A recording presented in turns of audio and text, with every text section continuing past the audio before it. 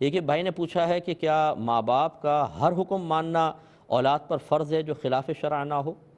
جی ہاں، ماں باپ کے بارے میں تو یہی ہے کہ جب وہ دائرۂ شریعت میں رہ کر حکم دیتے ہیں تو اولاد کو ان کا حکم ماننا فرض ہو جاتا ہے۔ دائرۂ شریعت کا معاملہ ہے، اس کا مطلب ہے کہ خود اولاد کو یہ شعور حاصل ہونا چاہیے کہ والدین کا کون سا حکم شریعت کے موافق ہے اور کون سا شریعت کے خلاف ہے، جو اکثر کو معلوم نہیں ہوتا۔ اطاعت والدین کا تو ایک تصور ذہن میں ہوتا ہے، بیانات سن سن کے جی والدین کا بڑا ادب ہے، بڑا احترام ہے، ان کو ان کا کہنا ماننا چاہیے، نہیں مانو گے یہ عذاب ہو جائے گا۔ لیکن وہ تمام جو یہ آداب ہیں، نیک سلوک کے معاملات ہیں، یہ اس وقت تک ہیں کہ جب ان کا حکم دائرۂ شریعت میں رہ کر ہو۔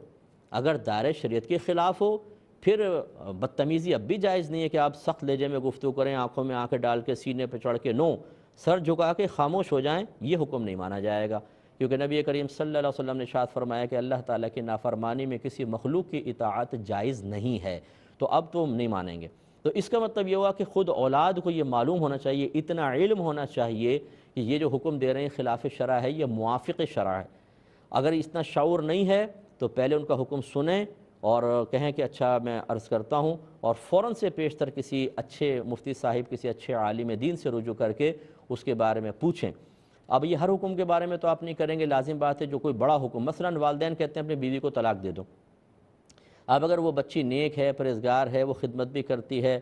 لیکن ان کی مرضی کے موافق نہیں کرتی ہے اور یہ کہہ رہے ہیں کہ طلاق دے دو، اور چھوٹے چھوٹے بچے بھی ہیں، ایسے میرے پاس بہت سارے کیسز آتے ہیں۔ اب شوہر پریشان ہے، جی ماں باپ کی مانوں یا کیا کروں؟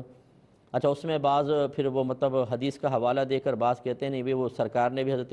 عبداللہ بن عمر رضی اللہ تعالیٰ عنہ کو حکم دیا تھا، جب عمر فاروق رضی اللہ تعالیٰ عنہ نے کہا کہ اپنی زوجہ کو طلاق دے دو، تو وہ کہتے ہیں کہ مجھے اپنی زوجہ سے بڑی محبت تھی، میں نبی کریم کے پاس گیا کہ والد صاحب ایسا کہہ رہے ہیں، سرکار نے فرمایا اپنی بیوی کو طلاق دے دو۔ تو دیکھیں یہ حدیث میں آیا تو تم بھی ایسا کرو۔